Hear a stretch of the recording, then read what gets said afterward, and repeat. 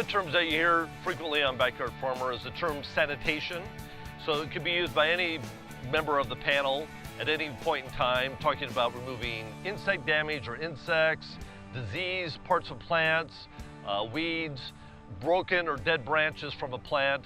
So we use it a lot on the show, referring to or using that term in several different ways. So one of the things we'll look at is doing some garden sanitation now that we're going into fall. So one of the first things we'll look at are really kind of the easy one, and that is looking through your landscape, be it a tree or a shrub or perennial, and looking for parts that just are no longer growing, that have died for whatever reason. And clearly, if there's not an obvious disease symptom going on here, then we don't have to worry about that sort of concern. We'll talk about that in a few minutes. But something like this, we can come in, easily remove the dead portions as we can see them now while we still have green leaves on the plant, and that part of your work will be done for the year. Part of this process also is going through your landscape in your garden and looking for these late season weeds. If you haven't done a lot of weeding in the last month or so, this is a good time to get in there, get all those weeds cleaned out, really probably for the last time for the year. So this is the last real big weeding job you're gonna have to do for the year. And then we'll collect all this material and get it out of the landscape. One of the biggest challenges with some of our landscape sanitation is what are we gonna do with something that's infected with a disease or has some sort of serious pest issue, an insect issue.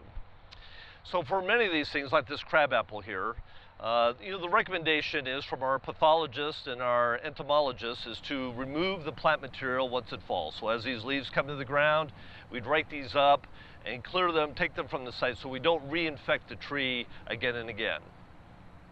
So we want to try to do that as best we can to help prevent disease going forward.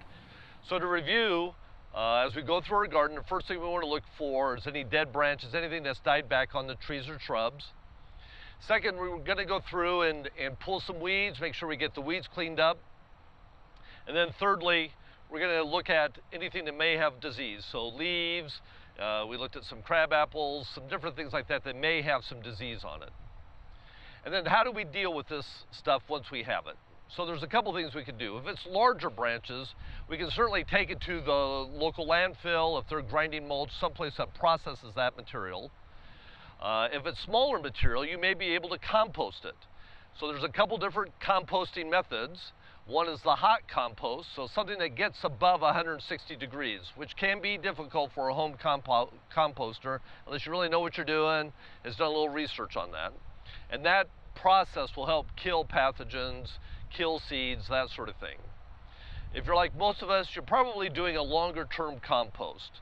So we'll call that a cold compost. And that is something where you will compost this material for a longer period of time, at least a year, that you'll have it in a compost pile to let that material completely break down.